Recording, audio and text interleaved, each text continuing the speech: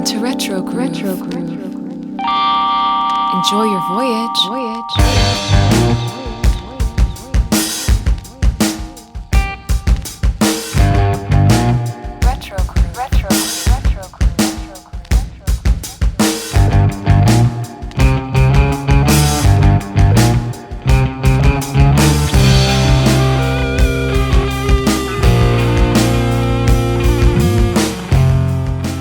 Howdy, and welcome to Retro Groove. I'm Adam C.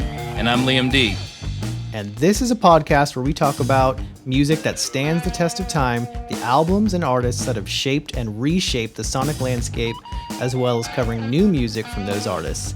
Today, we have a chock-full episode. We're going to be talking about what we've been listening to, some music news. We've got some questions from the Discord community we'll be tackling. And then on side B, we'll go over this day in music and an artist spotlight on Garbage, who have a new album coming out on June 11th. As well as producer Butch Vig and his legacy in the music world and some of the timeless albums that he has produced. But first, Liam. Yeah, man. How are you doing, sir? I'm doing all right. Excited to kind of kick back and chat about some of this stuff. It's been a busy week, so I'm looking forward to talking about some of the music that I'm digging, and definitely excited to talk about Butch Vig, man. I'm a massive fan, so this is gonna be great. I'm a fan too, definitely. So what have you purchased these past couple weeks since we last spoke, and what have you been listening to? So a couple things. I actually had a weird pickup. I was like on the Polyvinyl website a while back, and looking for something completely different, and I saw that they had a copy, or they were selling a copy of Perfecting Loneliness, which was Jets to Brazil's last album. Love Jets to Brazil. Yeah, Jets to Brazil, Blake Schwarzenbach of Jawbreaker, huge fan, but I've always loved Jets to Brazil, and I've always wanted this on vinyl. It's been out of print since I was in high school, basically. Oh, wow. And so I never was able to get a copy or find a copy for a decent price. And Polyvinyl, it didn't put this out, but they were randomly selling it. They had like a clearinghouse kind of thing on their store. So I snagged that. Love that album. Would that set you back? I think it was only like 20. It was like retail. It was like $29.99 or something like that. Yeah, it wasn't anything crazy. Fantastic. Yeah, and also another one that I thought that I would never have this week. It's been like one of those windows where you just keep kind of stumbling upon stuff. Is an album called The Rescue by Explosions in the Sky, who I think that you're familiar with, Texas band, right? Oh yes. Yeah, fantastic instrumental band. And they had put out before I was really a fan of theirs. They had put out this album. I think their van had broken down, and they were stuck somewhere for 8 days, and they wrote a bunch of music around that, and then recorded it and put it out when they were on the road. And so if you went and saw them in 2005 or 2006, you could buy this thing. They did put it up digitally a few years ago, so I actually got to hear it, but I never had a chance to own it. You know, like the CDs that got passed around from that era were kind of few and far between. So their label, Temporary Residence, re-released it. I didn't realize it. They re-released it a year or two ago, and I stumbled across a sealed copy this past week. So, so that was cool. You had reminded me, Peter Gabriel, Anniversary of So. I love that album. Yes. It's such a good album. There's so many good songs on that, but Sledgehammer is obviously like a jam. I love Big Time.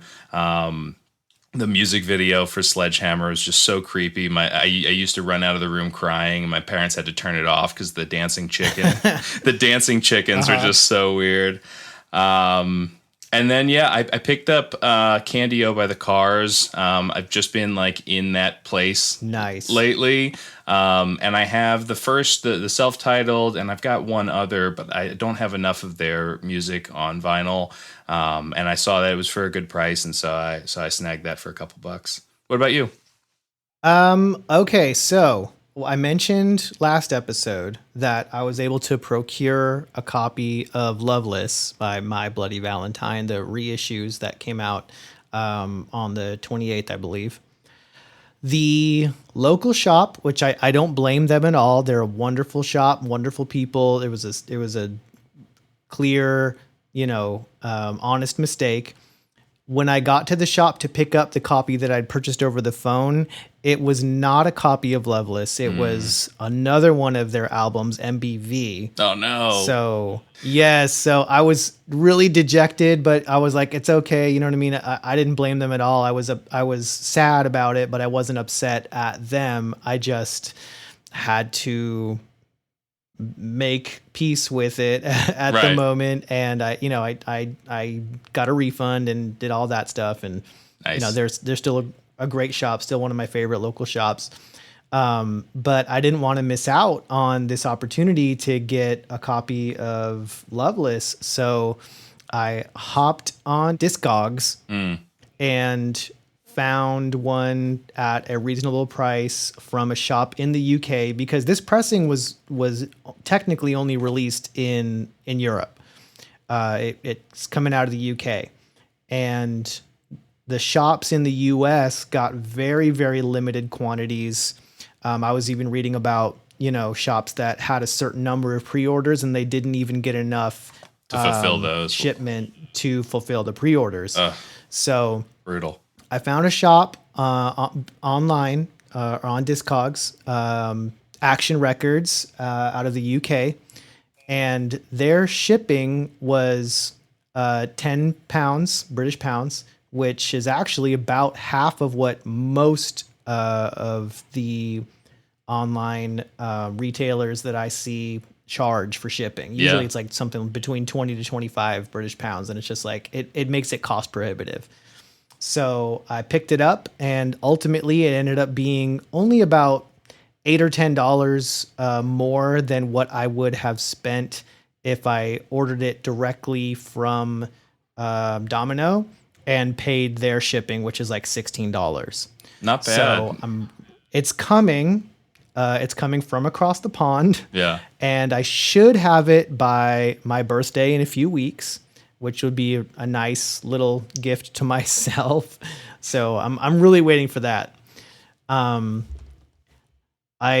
also grabbed a few records from, I've got a buddy, Eric, who I grew up with. We went to high school together, and he not only collects vinyl, but sells vinyl, and he has some live shows on Facebook that he does once in a while, some live auction shows. And the Facebook group is called The Grail, if you want to check them out and get involved in that interesting world of vinyl sales. It's a live Facebook video, and the presenter will, show what they've got and have a starting bid, and then, folks will comment what their bid is, and, once we have a final bid, that's the selling price. I was able to pick up an original pressing of Wish You Were Here by Pink Floyd, which, if I'm being honest, is probably my favorite Pink Floyd album. Cool. It's a Terre Haute pressing, and it's in really good condition. It does not have the poster. I know you were asking about that. I was wrong. That's Dark Side of the Moon. I thought it was different. So different album. No poster in Wish You Were Here. It was Dark Side of the Moon. Okay. So you're good. Well, yeah, I'm good. It's got the original sleeve on the inside, and it's in good shape, not perfect, but I'm not the kind of collector that cares about things being immaculate or the rarest of the rare. I'm more in it for the listening experience. But I was really happy to finally get this record, my favorite Pink Floyd album. Really, really close. Dark Side of the Moon. It's almost toss up, but if I'm gonna sit down and listen to a record, probably more than Dark Side of the Moon, I'm gonna put on Wish You Were Here. Also in that auction, I picked up the self-titled debut album from the Pretenders, who I'm a huge fan of. Cool. I picked up a copy of The Cars' Heartbeat City. Nice. So we both got We both got a Cars record, We got right? Didn't you pick up? we got our Okasic fix this week. That's Absolutely. Happy about that. Yeah. And then I mentioned it in passing, but he actually threw in, without me even, having to pay for it, he threw in a copy of Abbey Road by the Beatles, because I had casually mentioned that it was like the only Beatles studio album that I was missing. Oh, wow. So he threw that in there. That's cool. Yeah, I was really happy about that. I thanked him. But yeah, check out the Grail on Facebook if that sounds like something that interests you. I picked up from Piranha Records the solo album from Justin Hayward called Songwriter. Okay. Justin Hayward is the guitar player for the Moody Blues. Right. And I have and love the album that he did with the bass player. It's called Blue Jays. And that's just an excellent record and sounds a lot more like the Moody Blues. This one is a little bit more progressive and kind of more rock oriented than the Moody Blues records. But I sat there and listened to the whole thing front to back as soon as I got it home. It was just really, really cool listen. I also at Piranha Records picked up a copy of Magical Mystery Tour. Sweet. By the Beatles. Awesome. Lots of Beatles. Lots of Beatles. Not my favorite Beatles record. Weird one. Yeah. But yeah, for sure. It's one of the offbeat ones. Yeah. But it's got some essentials on there, Strawberry Fields and all that. I'm happy to have it to complete the studio LP collection.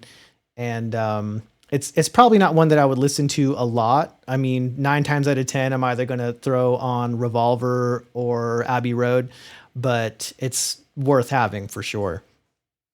My interesting pickup is I found, for some reason, I got on this kick of purchasing hip hop cassette tapes. I'm not a big cassette tape guy. Right. But the cassette tapes that I do purchase, all of them are, kind of golden era hip hop. Mm-hmm. And I found a factory sealed copy of Kool Moe Dee's Greatest Hits. Wow. On cassette at Piranha Records. At Piranha. Cool. And I picked it up and I have not opened it yet. Yeah. Do you I have do a intend boombox on to play it in is the question. Do you have a big boombox with a handle? Well, okay, I do not have a functioning boombox at the moment, but I do have a, component tape set. Right. I have a Technics tape player and I have that hooked up to my receiver. So that is something that I will definitely be opening and listening to. And I thought that deserved, a video. And so I'll be doing that when the mood hits and when the time is right. Cool. But yeah, still Shrink Trapped. That's basically it. I've been listening to the new Black Midi album, which came out on the 28th, called Cavalcade. It's definitely a challenging listen. Mm-hmm. Black Midi is sort of an experimental math rock, noise rock band from London. They're maybe kind of, it's hard to categorize those types of bands, but if you're into bands like maybe Mr. Bungle or Battles, kind of similar to that, in the same kind of vein, they'll throw in some, dissonance and some crazy time signatures and some jazz flourishes here and there, along with the just constant barrage of changes in the mood of the music. It's really, really interesting and definitely worth a listen, but cool. I've been listening to that as well. So you want to get into some of the news that's come out recently? Yeah, sure. Well, I saw on here, so Liz Phair new album coming out, looks like, this past week. Actually came out yesterday. Yeah. I gave it a cursory listen, and it's pretty good. It's probably going to take me a couple more listens to really get into it, right. But it did kind of bring me back to being a teenager and kind of fawning over her a little bit in my bedroom.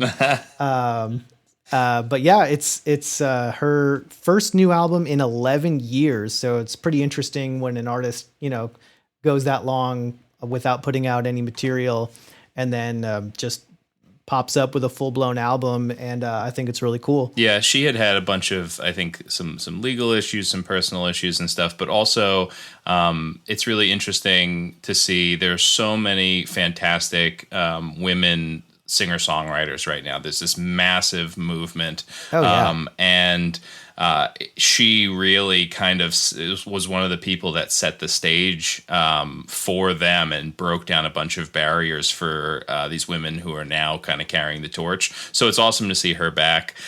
She's also going on tour. They just announced the rescheduled tour dates with Garbage and Alanis Morissette. So some real powerful women going out there. I don't know how everyone's feeling about live music. I just went to an outdoor show, first one since the pandemic. Really, I did a drive-in show at one point, but live music is back. Everybody's gonna get to it at their own pace. But the tour dates are out there. I think they kick off mid-August through the end of September, so a full month and a half run, and it's gonna be great. I mean, the three of them together is gonna be fantastic. Yeah, that sounds amazing. Yeah. I have not gone to a show yet. I'm ready to, but I feel like I kind of have to. I don't want to just go to anything. You know what I mean? I want to make it something special. So I was really hoping that Black Keys and Gary Clark Jr. would announce a reschedule of the show that I had tickets to last year on the Let's Rock tour, but that doesn't seem like it's materializing, which is a little bit disappointing. But right. Have you had a chance to listen to the new Billy Gibbons album? No, not yet. But I definitely need to kind of dig into it. That's one of those I got to throw it on in the car and drive around with it because I know that it's gonna rip.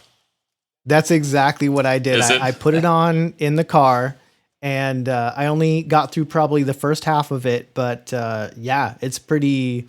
It's just kind of like a heavier ZZ Top. It's a rock album for sure. Awesome. And I really enjoyed, it's one of those records where, hold on, I'm speeding. I need to slow it down. But so far I'm liking it. That's another one that came out yesterday, and I can't wait to finish the album and hear the rest of it. Awesome. Well, a couple other things I wanted to touch on real quick. So, obviously Record Store Day, during the pandemic, they've been spreading it out. They've been doing these drops. So we've got, the first drop of this year is happening on June 12th. You and I were kind of scanning through some of the releases, not a ton actually that I'm super excited about, but one thing that that's probably worth flagging is the Tom Petty release that's coming out, just because it's so unique. We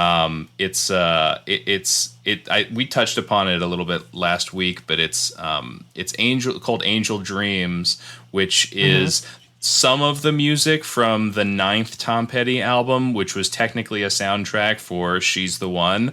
But when they reissued his whole catalog in HD top quality audio, they held back that album and Wildflowers. This was a few years ago. And then when they did the Wildflowers reissue, it was Wildflowers and All the Rest, I believe it was called. They pulled some of the songs, because technically the music from the She's the One soundtrack were leftovers from the Wildflowers sessions. So they pulled some of that stuff to kind of make that package more cohesive. So this is not being branded as the soundtrack. It's being branded as a standalone replacement for that album with two unreleased Tom Petty songs, brand new Tom Petty songs that haven't ever been put out, plus a cover and some other instrumental stuff and whatever. So I like Tom Petty. I'm not a massive fan, but I appreciate him. I definitely listen to his music here and there. But it's just a super unique kind of release that is happening for this. Admittedly, I have gone to some record store days in the past. It's a weird scene, man. It's you're waiting in line and there's scalpers that get there super early and then flip the stuff online, and it's kind of a bummer, honestly, especially because they only print like 16,000 like countrywide, worldwide for some of these things, and then that's it.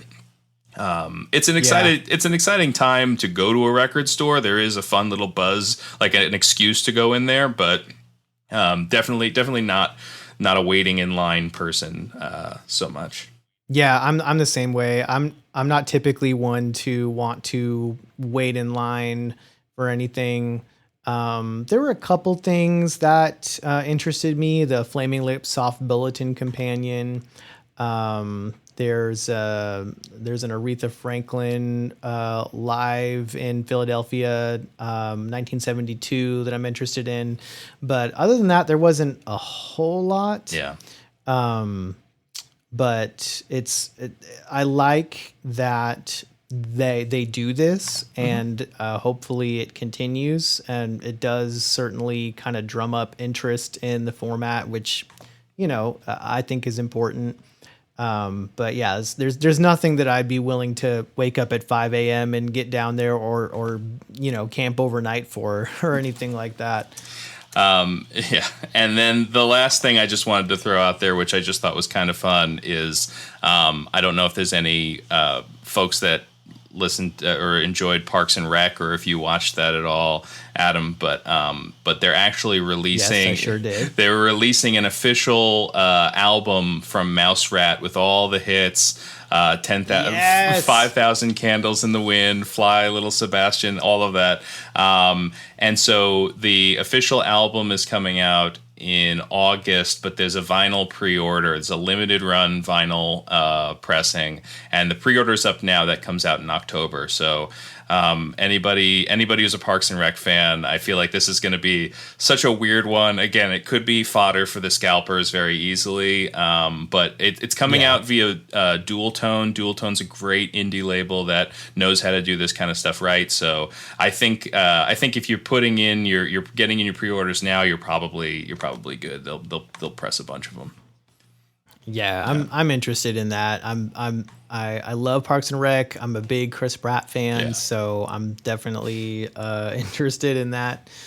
You know what? We got some really interesting questions from the Discord community these past couple of weeks, so I think we can take a little time and dig into some of those, because they've got some thought-provoking questions here. You want to do that? Yeah, let's do that. I mean, I saw the first one, Chris HL 94. It's nice for him to not have an NHL 94 question. And we talked about this a little in the Discord, but he asked for our opinions on what we thought the best one-hit wonder was of all time. And now I weighed in saying that I was voting for Semisonic's Closing Time, but I was going to think about it a little bit. I think I'm going to stand with that just because Dan Wilson is such a fantastic powerhouse that I feel like I can give him that trophy, so to speak, and do it knowing that he's way beyond that, but it is also just such a perfectly crafted pop song that's kind of lasted for a long time now. But I mean, there's so many weird ones. I mean, you could go to like Baha Men's Who Let the Dogs Out, or of course, Groove Is in the Heart by D-Light or whatever. I don't know. Did you have any that came to mind? Well, the one that kind of was the main, and hopefully this isn't influenced by the fact that unfortunately he passed recently due to COVID, but I am actually going with Fountains of Wayne. Mm-hmm. They had a pretty big hit with Stacy's Mom, but my brother and I were big fans of them years and years before Stacy's Mom was a big hit. And they are kind of an amazing band. They originally were actually called Wallflowers, and Jacob Dylan, if I'm remembering this correctly, he actually kind of bought the name from them. Wow. because he thought it was such a great name. So I'm sure someone will fact check me on that if I'm wrong, but he was a prolific songwriter and did That Thing You Do, which is maybe one of the catchiest songs ever written. And it's kind of a shame that they didn't get more recognition for what they were doing. Also thought it was interesting that you and I kind of picked artists from kind of around the same time frame. Yeah. Just maybe our upbringing, but it's good question, Chris HL94. Yeah, it could also be. I would say, like, I think that the industry kind of grew starting in the 80s. I mean, we both picked 90s bands, but like starting in the 80s, I think the industry kind of structured itself to be more conducive to have those hits. I mean, you did have a lot of one-offs, but I don't think that you consider, like Under the Boardwalk or whatever, like a one-hit wonder technically. I think that once you hit the 80s and the machine has started and MTV has kicked up, it just, and you had this mass like radio network too, that you wind up having that kind of breeding ground. So I'm sure, like, you could say Wipeout or whatever. Like, there's so many songs that you could throw out there probably from the 60s or 70s, but it's when pop culture, like music in pop culture, that MTV generation kind of kicked in, that I think that started to breed the one-hit wonders that then, I mean, it still goes on today. The ADD generation. Exactly. Yeah, I think it definitely had something to do with more of a push for the next big thing. You know what I mean? Everybody was looking for, like, what's the next big thing? And so it was more searching for what was on the horizon rather than, earlier in pop music, you had artists that had a hit and made a lot of money, so the label wanted to milk that artist for everything that they had. Right. So, I think MTV may have played a big role, or just the whole, digital landscape where, things were becoming more quickly accessible, and with that comes wanting to move on to the next thing faster.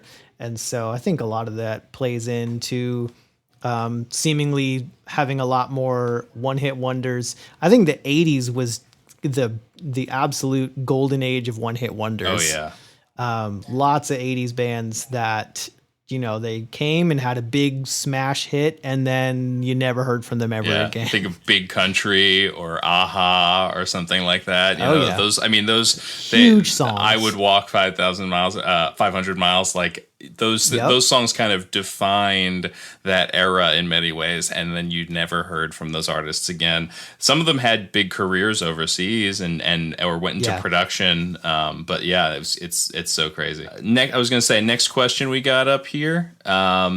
So Mecha Dragon asked, which is actually something that you and I had kind of talked about a little bit as a discussion point on the show at one point. But first album we bought with our own money. Do you remember? And where, if you can remember? I may have even mentioned this in the previous episode, but the first album I bought with my own money was Michael Jackson Dangerous on CD. And this was back when I got my very first CD player. This was back when CDs were like $22 and came in like a large elongated paper box. I don't know. I'm definitely aging myself with this, but before CDs came in just the plastic jewel case and that was it, they came in like these, it was like twice as tall as the CD jewel case itself was. And the artwork was closer to what the artwork would look like on a cassette tape, kind of the portrait, like vertical orientation. Yeah. Rather than a square, like with a CD or an LP. Yeah. And that album, because I was crazy about, Black or White, which was a huge hit. I was going to ask, is that the reason you saw the music video and you're like, I've got to get this album? Oh, of course. Yeah. Absolutely. You know, that was my generation's Thriller. Yeah. So Yeah. I really enjoyed that album, and I played it to death. And that was the first album that I bought with my own money. Amazing. Mine was a few years later. I looked that up. That was the end of 91, was when Dangerous came out. So mine was a few years later. It was 96. And it was Weird Al Yankovic's Bad Hair Day. Yes. I mean, I had a friend, Smitty, who he had a few CDs. He had a Beach Boys CD, and the Men in Black soundtrack. He had a bunch. He was like passing contemporary music to me while I had my parents' kind of stuff floating around at home. He was passing me like the CDs that he was getting. And I remember I didn't know who Weird Al was. I hadn't seen a music video or anything.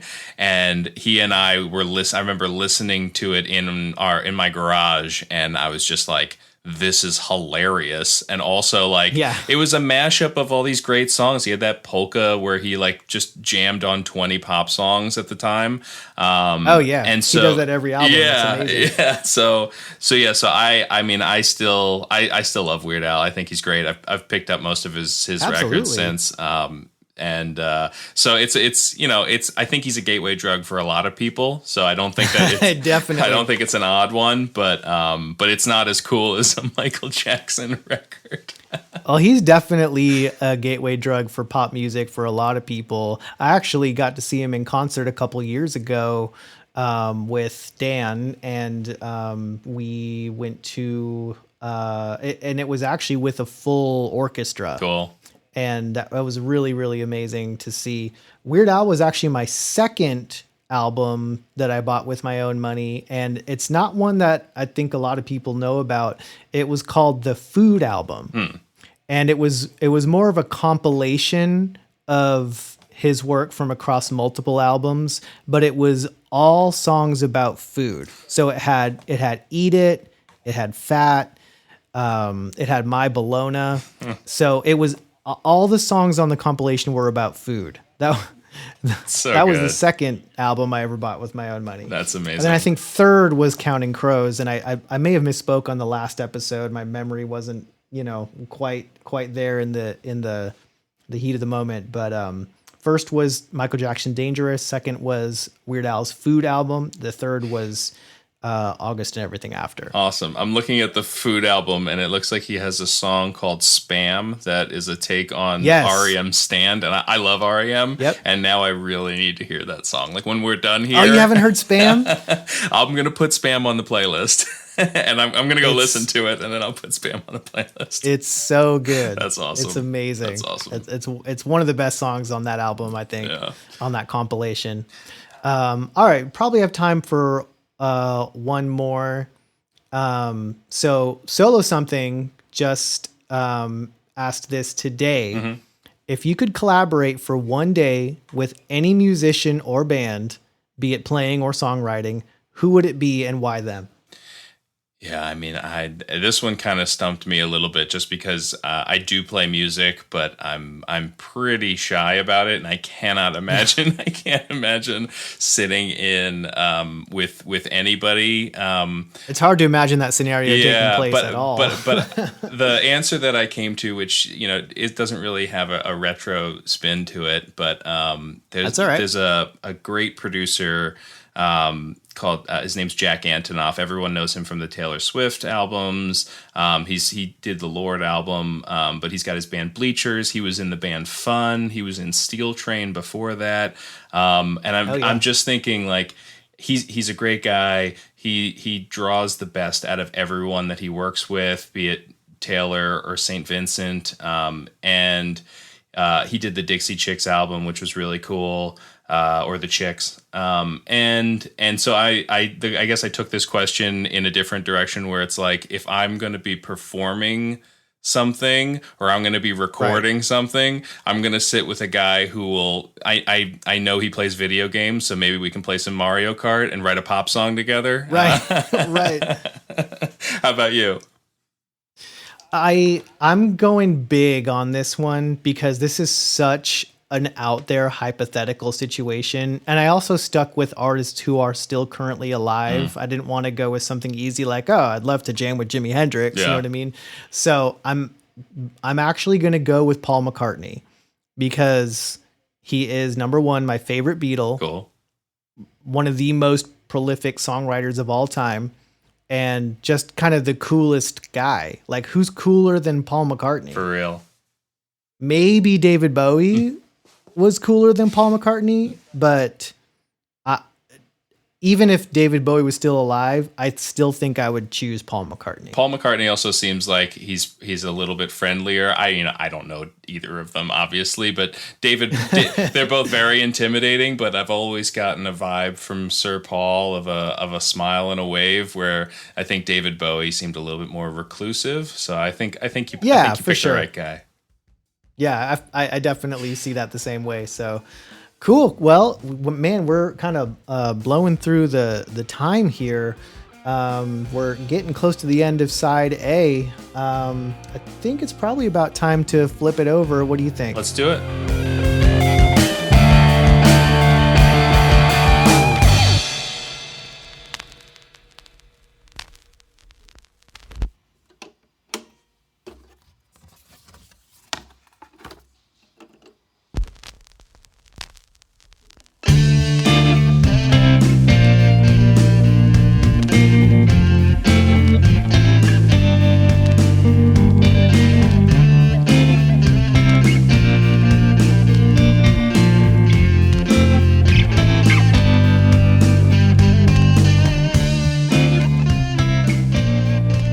All right, we are back. Welcome to side B of this episode number 2. And we'd like to start off side B by getting into a little bit of this week in music history. And one of the big anniversaries this past week, June 1st, 1967, the Beatles released Sgt. Pepper's Lonely Hearts Club Band, one of the most widely known Beatles records, to say the least, and probably one of the most interesting.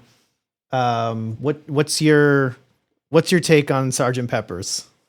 Yeah, so my mom was a big Beatles fan. I grew up with a bunch of her LPs, but it was a lot of Rubber Soul and introducing the Beatles, like the early stuff. And then when I was at college, my roommate had, I think it was the White Album. I think Piggies is on the White Album. He used to just play Piggies a bunch. He was a weird guy. But I remember like coming back to the dorm room a few times and hearing Piggies and being like, all right, this is a cool song. So I had like intermittent appreciation and exposure to the Beatles. But Sgt. Pepper, I was always aware of, but I never owned it. And I remember being at Tower Records one day, and there was some kind of like reissue, as they do, some kind of extended 3-disc or whatever it was. And so I bought that it's the first Beatles album I bought with my own money. Nice. I mean, especially because as I looked at the back of it, again, like I wasn't super familiar, or I thought I wasn't super familiar with the album. And then just going through it, I knew all the songs, A Little Help from My Friends, When I'm 64, obviously title track. And then my mom kind of raised me as a George Harrison devotee. That's been my Beatle by nature. Oh, yeah. And so, I mean, Within You, Without You is fantastic. So yeah, no, I have a very special place in my heart for this album, even though it's wacky. There's a lot of weird stuff going on this one. It's a little wacky, but it's also, I feel, very consistent. I always feel like with albums like even Revolver to a certain extent, but certainly the White Album, it kind of goes all over the place. And while I always try to be the listen front to back kind of album experience kind of person, that this just feels like one of their most consistent albums, right up there with Abbey Road, in my opinion. And there's not a track that you're like, nah, I could skip this one. You know what I mean? Yeah, it's a cover to cover for sure.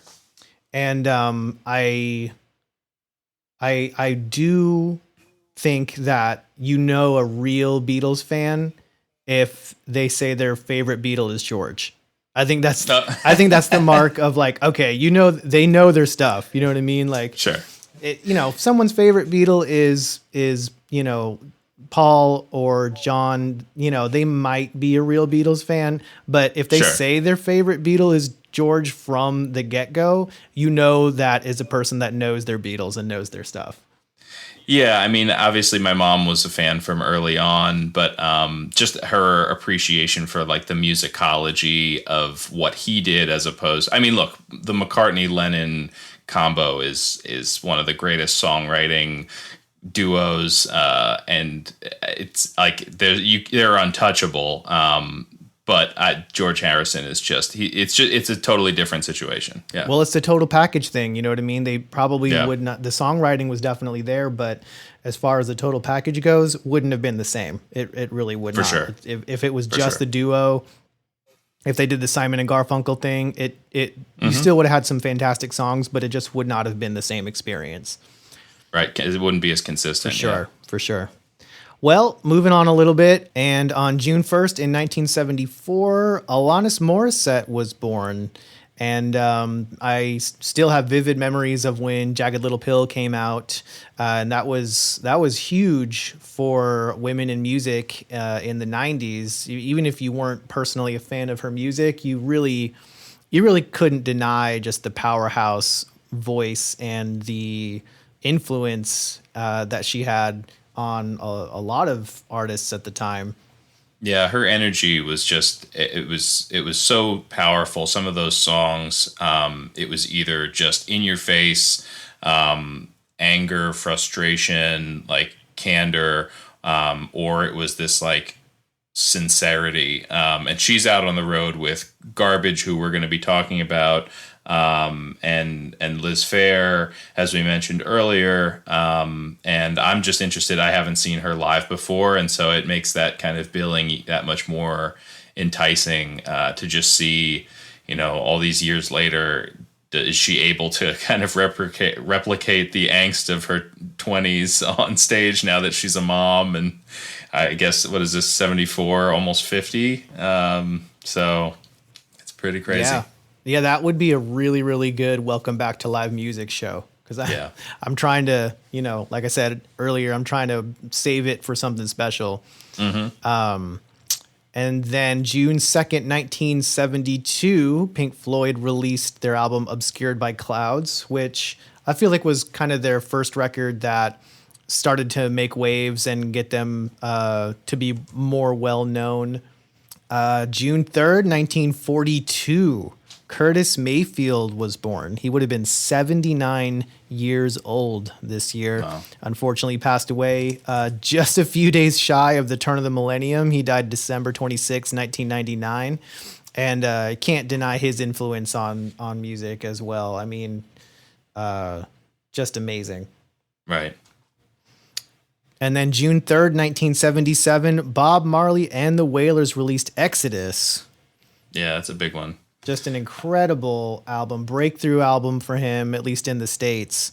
Yeah, it's one of the greatest albums probably of all time. It's another cover to cover. For sure. The first side A of that is fantastic. But then when you flip it over and look at the B side, like Jammin', One Love, Waiting in Vain, Non-stop Turn Your Lights Down Low, it's insane. I mean, I think it's the album. There's more hits. There's more singles from this on his greatest hits than anywhere else. And, for sure. Yeah, I mean, it's an incredible album. It was at a very contentious time in his life. There was a lot of political strife going on. There was an assassination attempt. He fled Jamaica. He had just kind of broken through internationally like a year or two before that. Mm-hmm. And so to have all of that going on and to have that success and then to just, it's one of those perfect moment albums, right? It seems like the sauce was was just right, and it happened. And I kind of wish that I had been alive and present when this happened, because I don't know what it was like. I'm not familiar with how it was received in the time, but it seems like it had to have been, if you were in the know or you were familiar with it, it must have just been scratched the itch. It must have been the perfect thing to hear from this artist. Yeah, all I really know is that it was a top 20 album in the States. And so it was definitely on the radar of probably most of at least the music fans at the time. Otherwise it wouldn't have gotten that high on the charts. Cool. But yeah, obviously in retrospect, you can't it almost plays like a greatest hits album. It's just wall to wall hits. Yeah. And love Bob Marley, and it really Exodus and Kaya are kind of the only two that I do end up finding myself listening to on purpose. Because man, you can't go wrong with Exodus or Kaya. Yeah, they're definitely, like I said, they're cover to cover. You can just throw it on and you're in a good place. For sure. And then June 4th, 1969, Johnny Cash released his Live at San Quentin album. Probably not quite as well known as At Folsom Prison. This was kind of a follow-up due to the success of Folsom Prison. But man, when you listen to Johnny Cash, at least me personally, I love the live albums. There's just he's just got such an energy that isn't quite there in the older studio albums, studio recordings. And then obviously it's almost a completely different Johnny Cash than what he was doing later on in life, which is amazing in its own right. For real, yeah. But yeah, I love those live albums from him. Yeah. And then last but not least, on June 4th, 1984, Bruce Springsteen released Born in the USA. Maybe one of the most misunderstood title track songs. And I'm not a huge Boss fan. On many political campaigns, yeah. Yes, definitely. I'm not a huge Boss fan. The only album of his I own is Nebraska, which is starkly different from Born in the USA. But he did kind of lose me in the 80s with like a lot of the synthesizers and stuff like that. Not that that's bad, but it didn't feel like what I felt like Bruce Springsteen should feel like. Sure. Yeah, a lot of my favorite artists, and I think this was right after Nebraska, right? I think it goes, I'm trying to remember. I think it goes River, Nebraska, Born in the USA. But so many of my favorite artists now cite him as one of their primary influences, and so I've tried to revisit his music a bunch and find my entry point. And I have an appreciation for it, and there's plenty of songs that I like. I've seen him live. The energy is fantastic. His band's great. He can write a heck of a song. It just never clicks for me. It's interesting. We could go into this some other time. I don't want to go too far down a rabbit hole, but there's something about the fact that he's writing fiction. There's plenty of that in pop music, but there's something about it that never resonates with me, as opposed to the artists that I love, where I feel like they've just opened a vein and I'm seeing into their lives or just experiencing what they experience. And the way that he writes is rarely like that. He's telling a story to communicate those feelings, as opposed to just putting his blood on the page. And it's just never, it's going to be there somewhere. There's going to be something someday that it's going to click for me, but it just hasn't happened yet. Yeah. It kind of just feels like he's telling other people's stories. Yeah, exactly. And not that there's necessarily anything wrong with that, but I feel you.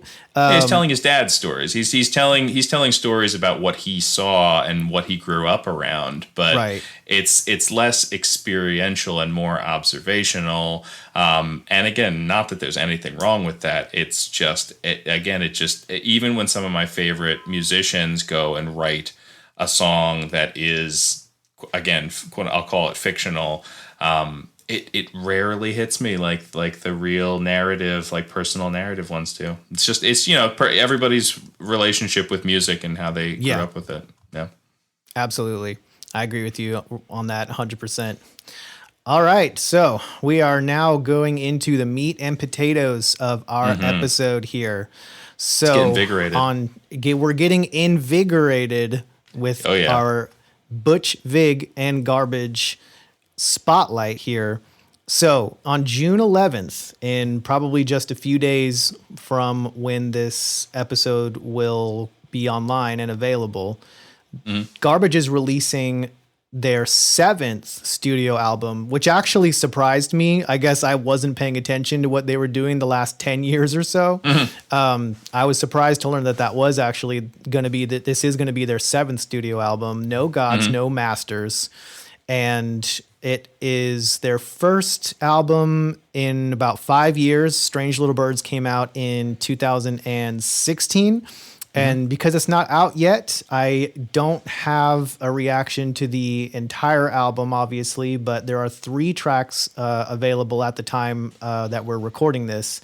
And they're bangers as far as I'm concerned. I was blasting them in the car, and I love these new songs. I think they're fantastic. Wolves hit me. I mean, Men Who Ruled the World is such a Shirley Manson song. Like, she has just leaned into her narrative and writing and her opinions, and I'm here for it. She and I agree on a lot of things. But it's interesting to go back to some of the earlier songs and hear that sort of like perspective in there, but just maybe not as stark or done in a different way. And I think that you can see that she's grown into her kind of comfort level and confidence or whatever it is, to just kind of lay it all out there and just not mince words and just kind of be very stark about what she's trying to get across.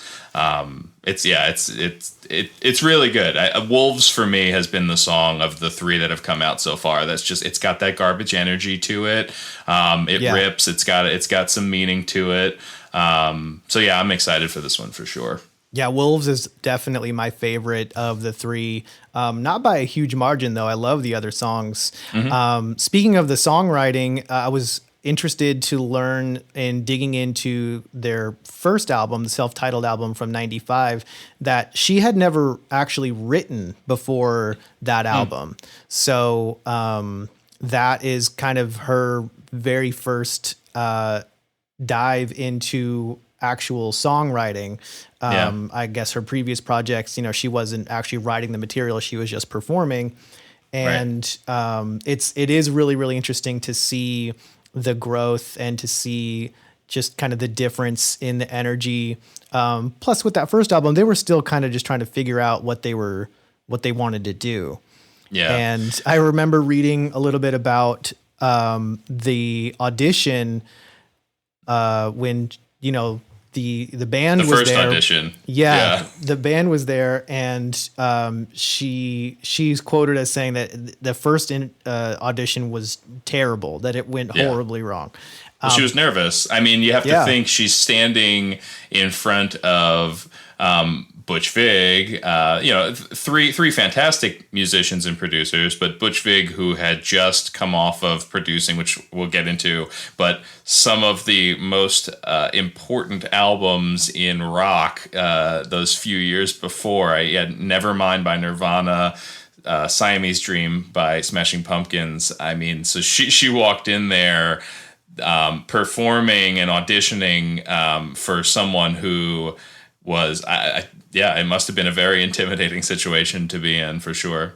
Yeah, I can't imagine that. That would feel to me similar to, what my experience might be like working with Paul McCartnney if I got that opportunity. From earlier, I might be too nervous to, really be able to display what I was capable of. So, but thankfully they got along so well outside of the recording aspect. Mm-hmm. And, with that connection that they were able to make, tried it again and got it to work, and we are very, very glad that they did. Yeah.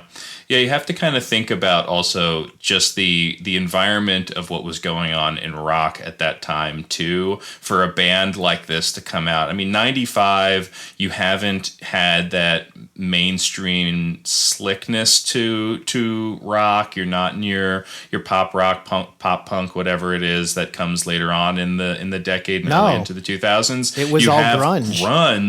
You have grunge, but it's kind of transitionary. And again, we're talking about Butch, who was the mastermind for a lot of those important albums in grunge, and then kind of again he is creating this band with these artists that is then going to transition to massive mainstream success. I mean, Nevermind as a grunge album is slick. It is. I mean, Cobain has, and he contradicts himself all the time, so you can't really lean on what he's saying at any point anyway. But he, at many times, was saying that he hated the production on Nevermind, that it was too slick, and that the success was too much, and it was too over the top, and catapulted him to this great success. And so then you look at some of these garbage albums that we're going to talk about, and in a matter of like 3 years, this band puts out 7 hits, something like that, 6 or 7 hits, like syncs in movies and TV shows. It's just, it's wild what they pull off. And again, like this thread of Butch Vig through the whole thing of just this, like, this mastermind behind the scenes who's very humble, super smart, very engaging. I can't speak highly enough of this guy. Like I'm a big Butch Vig fan, if it doesn't come across already. Yeah, absolutely. I am too. Yeah. I mean, and one of the anniversary albums this year, we are 30 years from the release of the first kind of big Smashing Pumpkins album, Gish. That came out in 91. And that was the same year that Butch produced Nevermind. Right. So he just kind of right out the bat with his, at least, more well-known artists. You've got that first Smashing Pumpkins record, and you've got the breakout Nirvana album, Nevermind, the same year. And so, no wonder Shirley Manson was nervous and intimidated in that audition. In 1992, he produced Sonic Youth's Dirty, which was kind of one of their more commercially successful albums. Turned right back around in 1993 and produced Siamese Dream, which was more of their breakout album for Smashing Pumpkins. 94, another Sonic Youth album with Experimental Jet Set. And then it's kind of interesting when you look at the list, because then there's kind of a large gap. He became a rock star. Exactly. Like a pop star, really. Like he went from behind the scenes producer to being a rock star. And what's interesting is, I mean, you say like he's simultaneously basically working with Billy Corgan at the beginning of his career and at the launch of what the Smashing Pumpkins become, and is also working with Nirvana. And Nirvana, so Butch had been working with Sub Pop a bunch, right? And Nirvana is on Sub Pop, at least initially, and then there's the whole kerfuffle where that doesn't happen anymore. Right. But he gets like enlisted onto that project, but then doesn't know if he's actually, like, they do the demos and then he doesn't actually know if he's going to be doing that. So then he goes and does Gish, and he's working on that with Billy. And it seems like, by all accounts, they get on great, because as we can get into, like, Butch loves layering. I mean, you listen to Disarm off of Siamese Dream, for me, is just so fantastic. It's just beautiful, heartbreaking song. It's raw, but it's drenched. Like it's so good. And it seems like Billy was very receptive to that, whereas Kurt apparently not so much. Right. Butch made the point that Lennon and McCartney, as we talked about earlier, Lennon and McCartney did overdubs and tracking and such. So it's not something that he should be that shy of. But I think Cobain wanted this raw one-takeness kind of the sound punk to sensibility. it. Yeah, right. And Butch, as you see, especially with Garbage and even some of the later stuff. But again, when you think of what Nirvana was before Nevermind, or you think about Smashing Pumpkins as they go through into Siamese Dream, Butch is he's known as this guy who can maintain a punk sensibility, but he gives it that pop palatable. He makes pop records. Sense. He does, but they're still garage punk enough to be authentic. There's a bunch of bands that he has worked with over the years that value him because he rides that line so well. And again, we go back to Garbage. You look at Only Happy When It Rains, Stupid Girl, Queer, like those early songs that are counterculture, tongue-in-cheek, like Only Happy When It Rains is he and Shirley had been watching MTV and listening to the radio, and everybody was miserable, and they're like, okay, well, I'm going to write a sarcastic song about that, you know? Exactly. And then it takes off because it's catchy as heck, and it's really great. Like it's well written and catchy, and the guy just knows how to marry those two sounds so well. And as is the case with most satire, I think the sarcasm was lost on most people. Yeah. Oh yeah. Maybe because of her look or whatever. Okay, so what was the first Garbage song that you remember hearing, and what your reaction was to it? That's a great question, and this is going to be, I think, consistently. You and I are probably going to, both from age and tastes and experiences and whatever. Like I think you and I are going to consistently have a little different situation.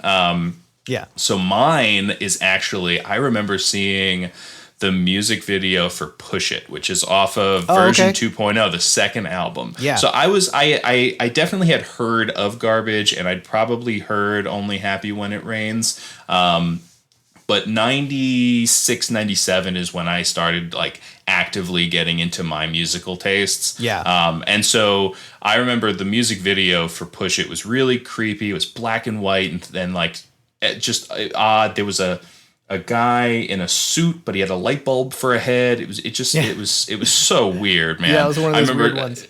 It was so odd. And so it hooked me, weird teenage me. Like I was like, this is so cool. And I went to the wall and I bought it. Yeah, exactly. Yeah. And I mean, she's cool and gorgeous. And then like, you see, it was either Hammering in My Head or I Think I'm Paranoid, where like she sticks her fist in her mouth and she's just like tossing her hair around, and it was such a cool vibe.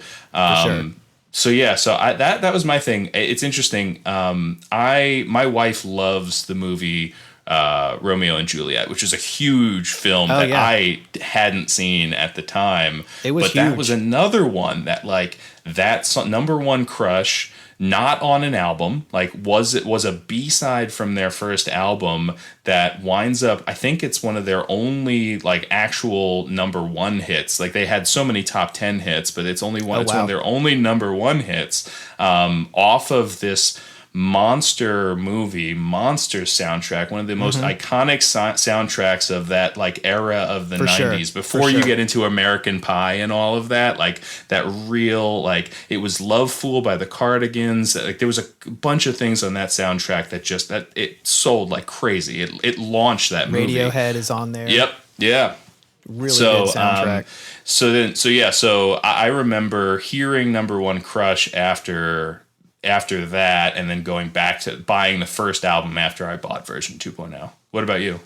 I actually remember seeing the music video for Queer on MTV. Oh, man. Cool. And of course, instantly fell in love with Shirley Manson. I mean, I would have been like 13, something like that. So I was like, plus for some reason I've always gravitated towards those kind of scary women. Yeah. Like I loved intimidating. Yeah, absolutely. I don't know what it, we don't need to go there. We'll just leave it at that. But instantly was a fan. And I just remember it being kind of like, oh, should I even be watching this? Like, you know, because it's got a little bit of some sexual themes to it. Oh, yeah. So Yeah. being 13, you just kind of like look over your shoulder, make sure that, you know, no one's walking in the room while you're watching the music video. But Hilarious. And it had a kind of a little bit of a trip hop feeling to it, which I really dug. And it really affected me in a positive way, and I was a big fan from the get-go. The next memory that I have is seeing the music video for Special, which is very weird, but you know, they're like dog like fighting. a jet fighter. It's almost like these old timey kind of steampunk airplanes and they're dog fighting and stuff like that. Just a weird concept for a music video. And also a little bit of a departure from what most of their hits sounded like, where it was kind of more of an upbeat sounding song.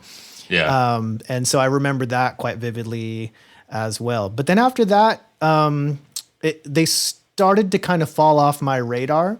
Well, I think that happened to a lot of people. I mean, there's a weird thing that happened there where, and I tried to think a bit about it because we knew we were going to talk about this week, because I didn't buy the third album as well. And it seemed like it was a consistent thing. It just underperformed for whatever reason. And I went back and I listened to it again, and it's great. You know, it's really good. I don't know why it didn't connect, especially because they did a Bond song, you know, like that. Yeah. Like so few people get to sing a James Bond song. That's a very special honor for sure. So cool. Yeah. And then they come out with a great third album that it didn't connect. And I don't know, upon re-listening to it, like Androgyny's a great song. There's a bunch of singles that they pushed it's for consistent. it didn't stick like the others. I think I kind of chalk it up to two things. One, you just never know. 2001 was a weird time. Oh, it sure was. So you don't know. I can't, to delve back into what was going on sonically there in pop culture is tough. But also, as a band grows and kind of gets to that level where they had written so many hits and they were in all these movies,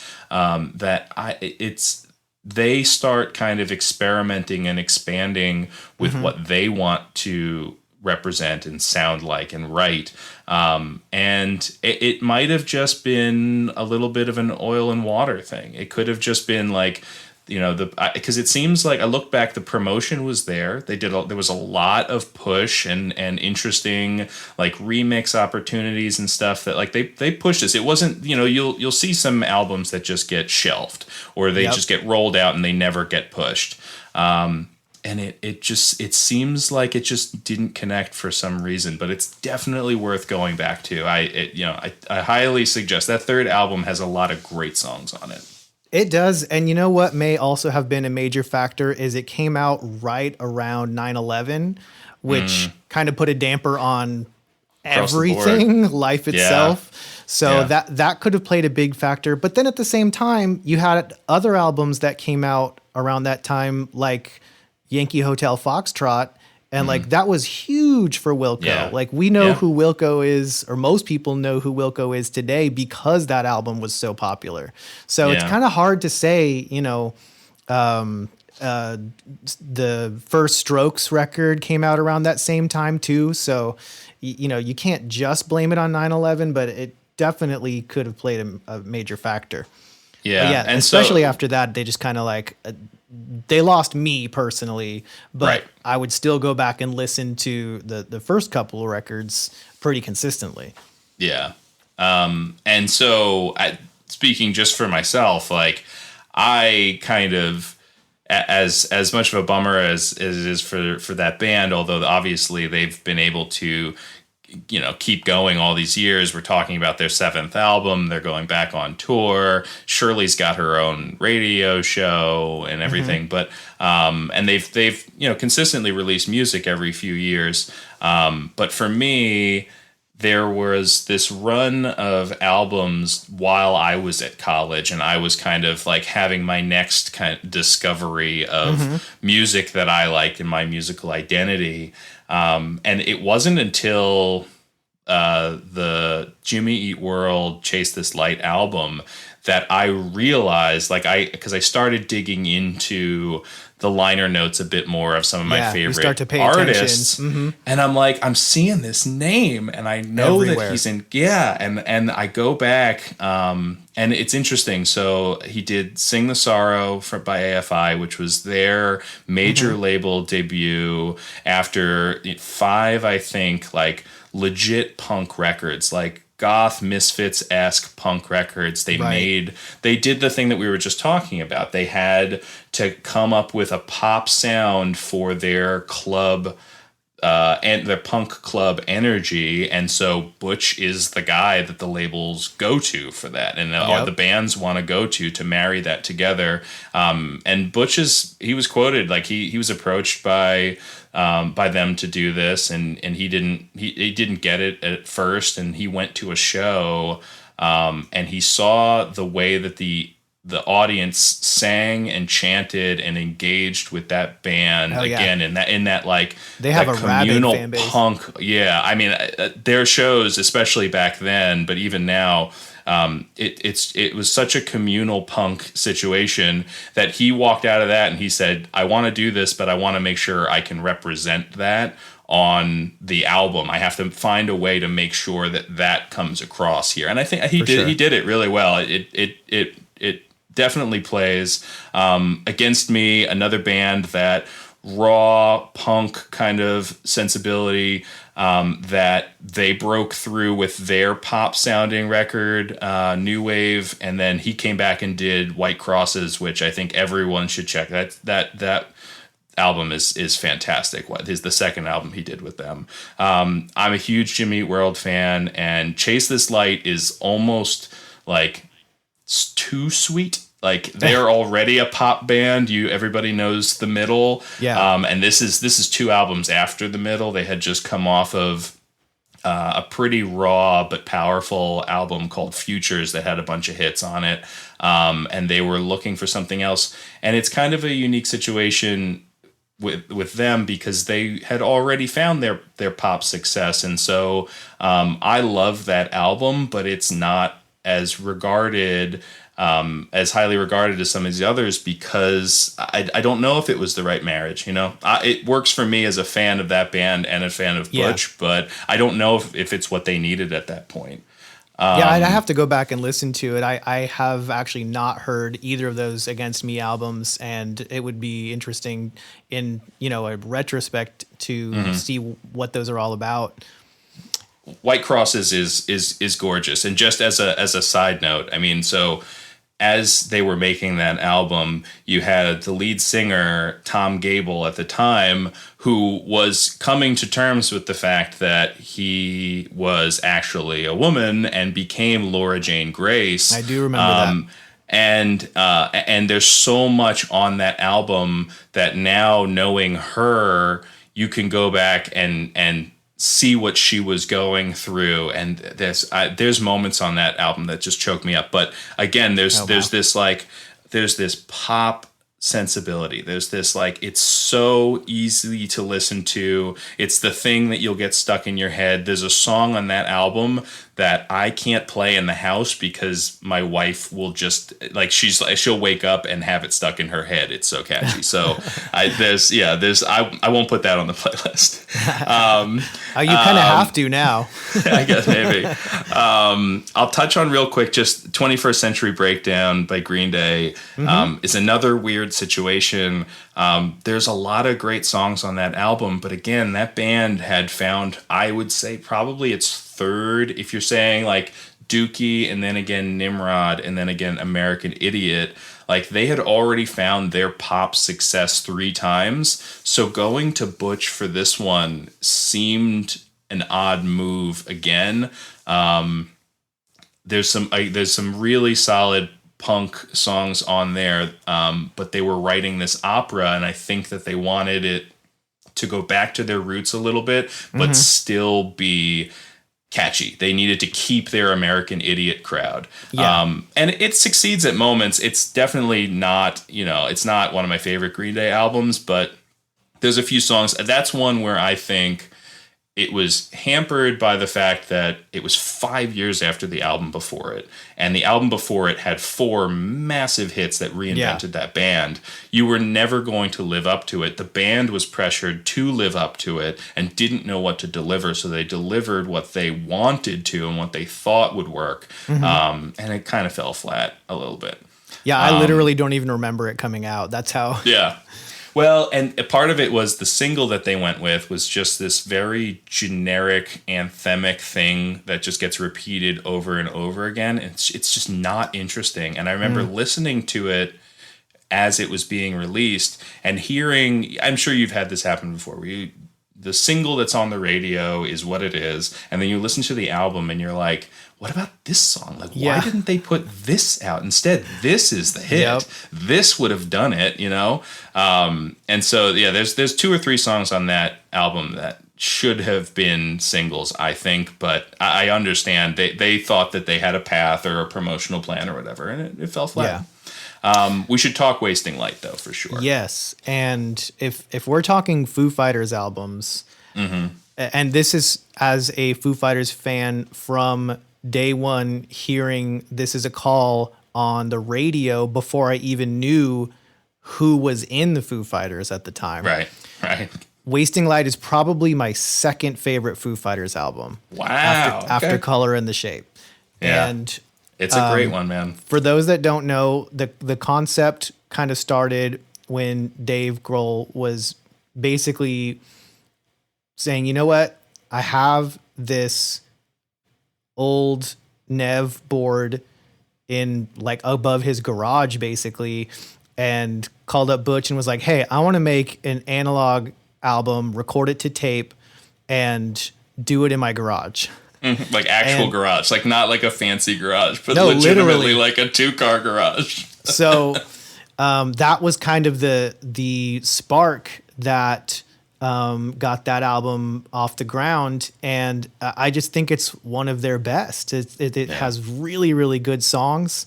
It's so punchy and raw sounding, but still polished and poppy in the way that Butch knows how to marry those two things.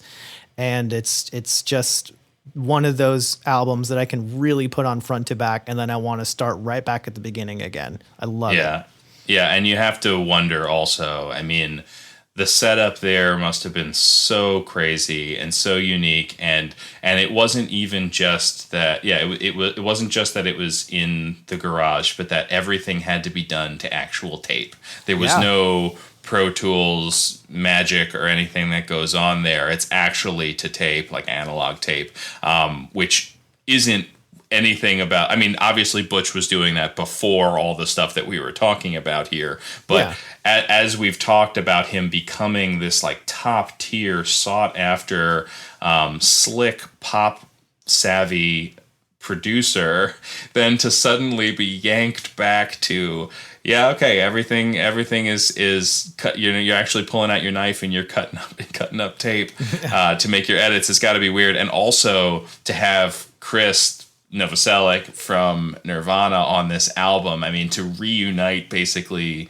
Grohl, Butch, and Chris must have been to be in the room for that.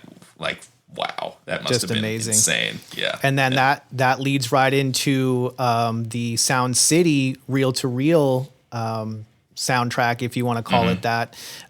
If for those that don't know, Sound City was a documentary. 2013, I believe. And if you're a music fan, you haven't seen it, you really need to see it. It's basically centered around this one recording studio that is, probably most famous for Fleetwood Mac, but just so many artists. And that's where the Nev board that Dave Grohl now owns came from. And so he created this documentary around the studio and around the board and the performances that happened there. And so they were like, well, why don't we take this board and make a final Sound City album? And there's just, they bring in Stevie Nicks, Trent Reznor, Paul McCartney. And there's a song on that album that's basically Nirvana, but with Paul McCartney in place of Kurt Cobain. It's so Paul crazy. McCartney, Dave Grohl, Chris Novoselic, and Pat Smear. And it's like, how cool is that? Yeah. Just incredible. And that's probably my favorite song off of that album, but there's a lot of really cool collaborations on that album. It's definitely worth a listen. Yeah.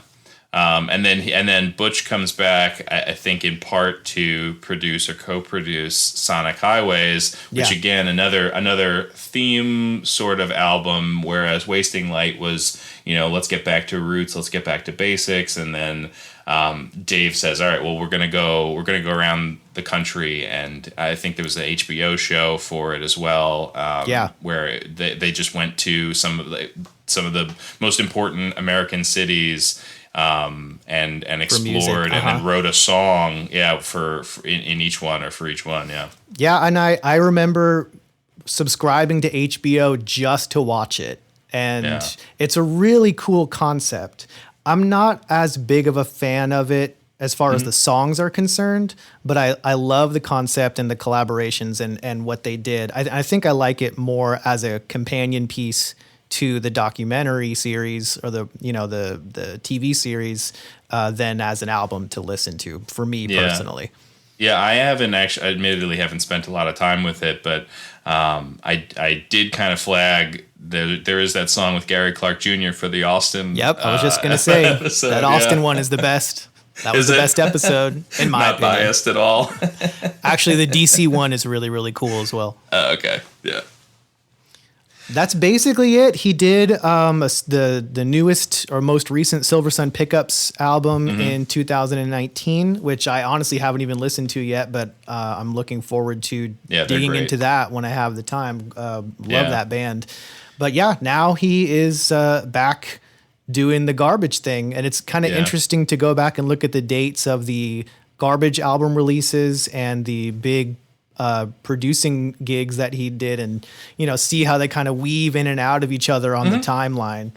Yeah, you can see like he obviously is at a point where he gets to kind of pick and choose the projects that he wants to work on, and as he should. And then if he takes on a production gig, and then he can jump over to, if he gets inspired for a Garbage thing, he's had 2 or 3 other side projects that he's done as well in the past few years. So it's great to just see someone again who is very inspired and obviously has had this incredible impact on the music that we love, who kind of gets to do and be creative in the way that he wants to. And I again, going back to it, like, I'd love to see him just play drums. Like, I'd love to just go see, that's one of those things where you go to a show to hear the songs that you love or to have a great experience, a great night. But there's also some of those shows where you go because you just want to see someone play guitar. You just want to be in the presence of someone doing something. And seeing Butch Vig play drums is just so cool. The coolest. Absolutely. Yeah, well, Liam, this has been an invigorating episode.